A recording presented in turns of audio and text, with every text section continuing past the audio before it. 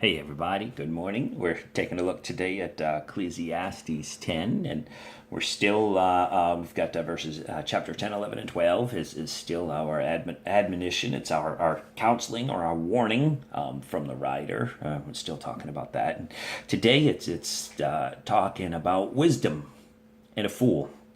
I mean, my Bible actually calls it wisdom superior to folly.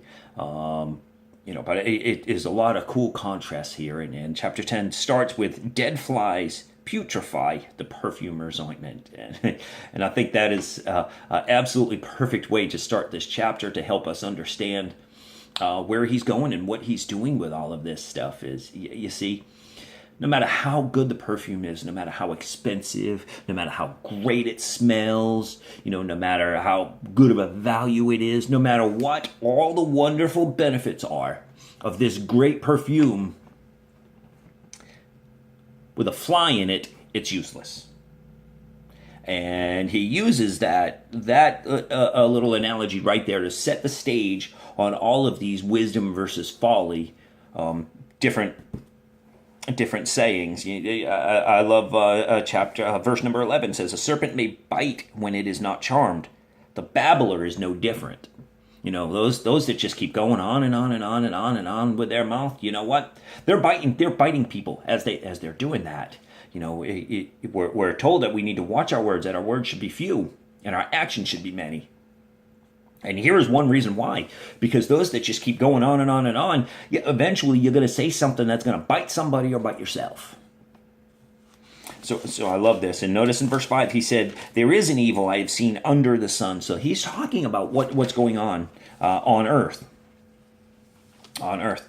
And I also wanted to take a look at verse 20. The ending of the verse. It says, the ending of the chapter says, "Do not curse the king even in your thought.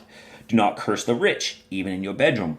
For a bird of the air may carry your voice, and a bird in flight may tell the matter." Listen, we don't need to be talking bad about our leaders. We don't need to be talking, cursing our brothers and our sisters.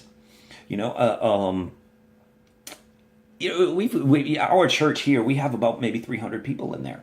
And the way I look at that is you've got 300 people that all have an opinion on how the pastor should do his job. And, when we're voicing that opinion, don't you think that makes it back to him? Don't you think that makes it back to our leadership? Well, this person thinks this person thinks this person thinks that. When, we ought to not do that. We're not in that position. We're in each and every one of us that are in a church who is not the head pastor. We are all there as a support staff. We are all there not to give our opinions of how a certain person should be operating and should be operating the church. And it's their job to hear from God and lead the church in the direction that the Lord wants to lead. But when we go ahead and we're voicing our matter, voicing our opinion, even if it's in the confines of our own home, don't you think the devil can hear that? And the devil will make sure that gets to who it needs to get to. And so that's just something that I wanted to touch on. That we ought to be praying for our leaders and lifting them up, not tearing them down with how we would do things or how we should or how the changes they should make. So I just wanted to air that out there. And verse 20 it just came to my mind. Let's love our leaders. Let's be wise and use short words. We don't need to babble on and on and on. And no matter what good God is doing in us,